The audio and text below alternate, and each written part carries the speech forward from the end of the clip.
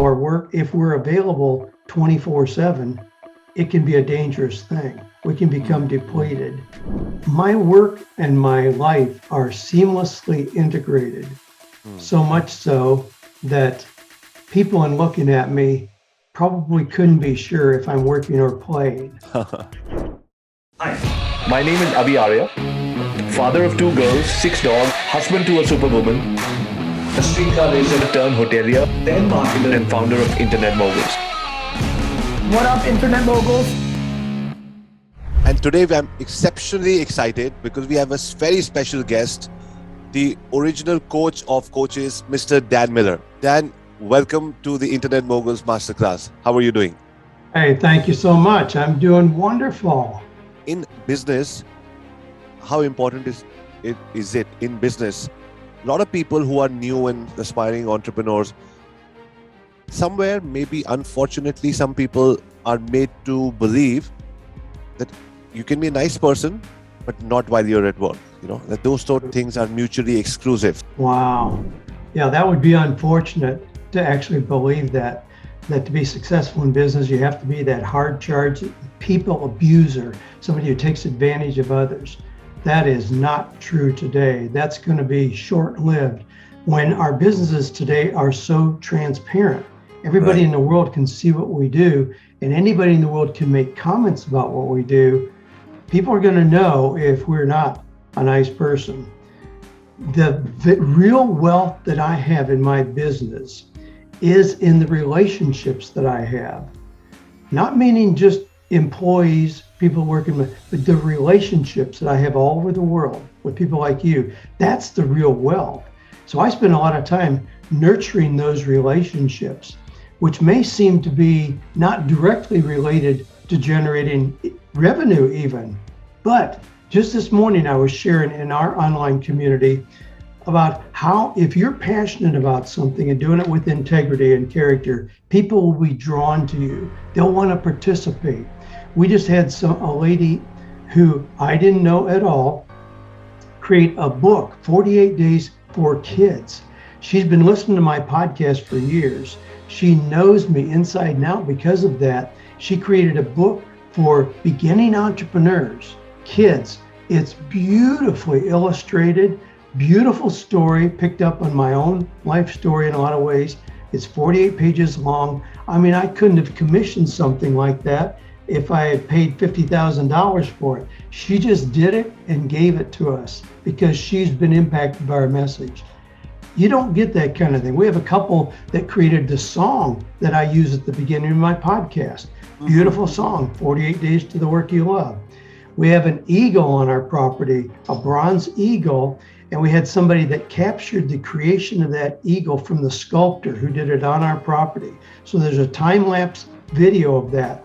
The gentleman is a very, very highly paid video producer. He did that with no charge, no expectation, just because he loves what we're doing. You don't get those kind of things if you're a jerk, if you're taking advantage of people. But it works so to your advantage to be somebody that people want to be around, even when you don't have your work hat on. People that want to have lunch with you or show up at your house. That is fantastic. That is fantastic. Thank you very much. And I truly agree, you know, and somebody actually wrote, helped you with that song and 48 Days for Kids. That is a beautiful gift, a beautiful give back from somebody. And you can't buy these, you can't commission these studies. And I totally get that. So my next question would be around, you know, there's a lot of talk today about mental health for entrepreneurs. Talk it out with a family member, go and hug your family and spend more time, have more, you know. What is your take on feeling good while challenges at work, sort of tend to throw you off? Well, my work and my life are seamlessly integrated, so much so that people in looking at me probably couldn't be sure if I'm working or playing. You know, today's an example. I have my office door closed here in my house, but my wife is here and 2 of our granddaughters are here. They're waiting for me. Now our time is different, so they're waiting on me to go to lunch. We're going to go up to our beautiful clubhouse in a little bit, sit outside and have lunch. This is a Thursday. That's not unusual for me at all. I'm not sure what we're going to do this afternoon. I'll probably spend some time in the pool, but it's seamless. So if I'm not functioning well in terms of my own mental health, everybody's going to know that. If I'm stressed out, if I'm tense, if I'm irritable, if I'm short-tempered, people are going to know that really, really quickly. But I want my life to be, I want to be the same person when I'm at work as I am at home. And I hope that's a good thing, not a negative thing. But that means that we have to be intentional as entrepreneurs about the work life that we create. It should be something that we're passionate about, that we enjoy doing, that brings us joy. So if I'm reading the latest book, just had somebody give me a book, The Wealth of Connection. Here you can see I've gone through it and read it there. If I'm reading a book like that, am I working or am I just doing something enjoyable that I would do anyway? It's impossible to tell because the content in that book and so much of what we read as entrepreneurs, it's applicable to the relationships we have with our neighbors, our family members, extended family members, people in our community, events that you would go to, a social event. So it's seamless. But those things also help me as an entrepreneur to be more effective as an entrepreneur. So our mental health, we need to be intentional. It's really easy as an entrepreneur to not have any boundaries on our work. So our work, if we're available 24/7, it can be a dangerous thing. We can become depleted and we can become way out of balance. So I have to intentionally look, as I'm sure you do, at the balance so that it's not just, I don't have time for you. Because, with one of my granddaughters, knocks on my door at 2:00 in the afternoon and says, Papa, can we go for a walk? I'm not going to say, well, I can work you in next Tuesday, at 8:00 in the morning. It doesn't work that way with kids. So we have to have a life that is blended with our work and our play. Lovely. I love that. And yes, you did tell me that you're blessed with a beautiful family, kids, grandkids, and they get to come to your beautiful property. And I can just, that happens by design. I'm sure it was in the works for you to make it happen so that today you can reap the fruits of it. Yes. So my next question is, you have worked with coaches before this thing coaching became cool, right? You have been talking about telling people that everybody needs a coach and what kind of coaching. So to start with, how do people find their micro niche, their niche in coaching? Because a lot of people here, we have 65 entrepreneurs over here. A lot of people are in coaching. A lot of people have just about started coaching. And everybody has this thing, am I in the right niche, or can I find a better niche, or how do I know that this is right for me? What would be your thoughts here? Well, you've identified a couple of really key elements there. One is it's easy to call yourself a coach. That's good and bad. So if somebody wants to be a coach, we have good news and bad news. The good news is anybody can be a coach. The bad news is anybody can be a coach. So you have to distinguish yourself. And so when somebody asks me, Dan, can I be a coach? My first question is, are people coming to you now asking for your advice and opinion? If they are, we can probably frame what you're doing as a coach. If nobody's doing that, then it's questionable if you really are positioned to be a coach. But if they are, what are they asking you? What are you known for in having an area of expertise? So start with that. Don't try to just be a coach by artificially choosing an area. Gee, we need people in mental health as an example, so I'm going to coach in that. No, not unless you really have an understanding there and maybe some background training yourself and personal experience, but follow what you already know and understand to be a coach, but then niche down. Don't just be a generalist. Some people make the mistake of saying, well, I'm a coach, whatever you want to talk about, whatever's bothering you, if it's your family, your health, your finances, your spirituality. No, don't do that. You'll be more successful. We can relate this to the medical profession. If somebody is a general doctor, well, we need those. But if you have something wrong with your heart, you don't want to go just see somebody that yesterday took care of somebody's foot. or they're Right. you want a heart specialist, a cardiologist. As a coach, you will explode your success by being very, very narrow in who it is that you work with. Now, you'll get people on the fringes, no doubt about it. I mean, I like to, my best prospect is a 48-year-old man, has advanced degrees, is making $150,000 a year, doing well, married, 3 kids, but has a sense that this isn't it. You know, I followed this path because I had the academic ability to do it. My parents expected me to do it, but I don't think this is it. That's the person I want to work with. But now, having said that, I see a lot of people who are 60 years old and people who are 35 years old who have the same dynamic in place. They have this sense that this is not it. I'm seen as successful, but I don't think it's this. So that's my niche. Those are the people that I work with. About Amazing. 99% of the people who request coaching through our website, I refer to other coaches who have proven expertise in an area that matches what they need. I don't try to just work with everybody. So Dan, how niching down and being able to say no and then having your own path, 48 days to take a person from where they are, where they want to be. How long should it take for a new coach to be able to get this? Do you need to kiss a few frogs before you find the prince, or you should be intentional from the get-go to say that this is exactly what I'm going to go after? How does that clarity come?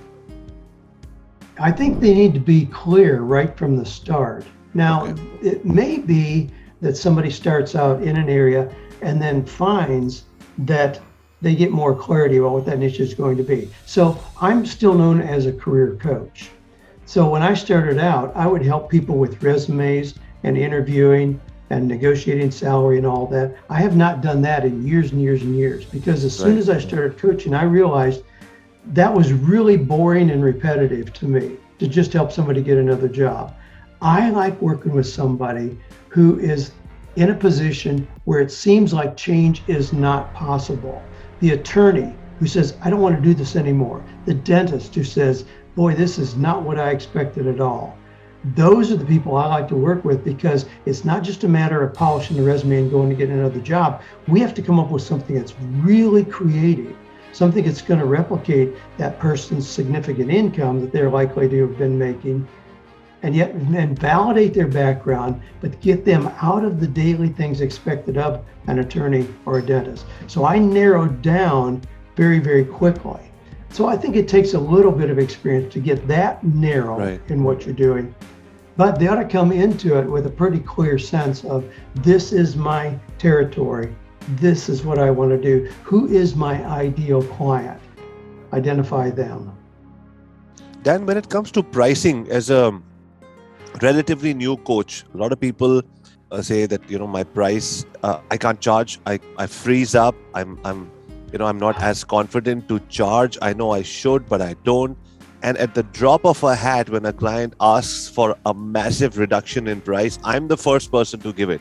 What are your thoughts about pricing when you start off? Should you just enter the market, get a foot in the door, prove yourself, or say, you know what, this is my price, and state your value? What should be the road ahead there? Well, this is an interesting question, and certainly one that comes up very quickly with beginning coaches. And people think, well, if I charge $30 an hour, till I get some practice doing this, then I can raise it, and eventually I'll be at $200. But see, the thing is, you have different prospects at different price points. So you need to decide again, who are you going to work with? I decided that I was going to work with professionals. So if I'm working with an attorney, as an example, if I charge $30 an hour, I won't be seen as a professional at all. That's not what they're used to. So if those are the people you want to work with, then price in an area that they're familiar with, that they would see as professional value. If you want to work with moms who are getting off welfare and they're just coming back into the workplace, then maybe $30 a session would be appropriate for them. And that's perfectly fine. So it's not a matter of starting low and then raising your prices. It's a matter of identifying who you want to work with and moving into that space. So I started out with pretty healthy fees right out of the gate because I knew who I wanted to work with. And that means that I haven't had to change dramatically the way I work with people for a very, very long time, because I'm very comfortable in that space. It's still the people who fit my avatar, fit my market niche. Got it. Now, my fees, I mean, I don't mind sharing them. I mean, I have one option that is called a power session with Dan. So, my business is 48 days because I think you can assess where you are, get the advice of other people, do a little bit of research, narrow down, choose the best option, and act in 48 days for all kinds of decisions you make. So that's where that comes from. So the power session with Dan is 48 minutes. My podcast is 48 minutes. So a power session with Dan at 48 minutes is $500. That's the very first way that somebody can talk to me at all. Then the next one is a process whereby I work with people. It's called Launching as a Leader. And I work with a lot of authors who have a book, so they have a message, but they don't know how to leverage it, how to expand it so they get multiple streams of income. So I have a process that I call Launching as a Leader. It's one day with me. We meet on Thursday night, have dinner, and then spend all day Friday working on their business. That's $7,500. I do that. And then also I have what's called the Intentional Life Package. And obviously I don't work with a lot of people on this. It's $48,000 a year, where I meet twice a month with that person. And then 3 times a year, we get together in person and spend half a day working on their business. So I don't have a lot of options. But what I've done is, in establishing myself as a coach, I've created a funnel where a lot of people come to me for coaching, and then my team, led by my daughter, match those people who are requesting coaches with other coaches in our network, and I get a referral commission back from the work that they do. So I've leveraged my coaching by establishing myself well, and now have other people. We have about 75 coaches in our network, and we refer to them, and I get commissions on the work that they do. Lovely. Crucial. My dad always says, Dan, the most expensive thing you can ask from people is their time, and if they give it to you, you're doing something right. So thank you very much for your time.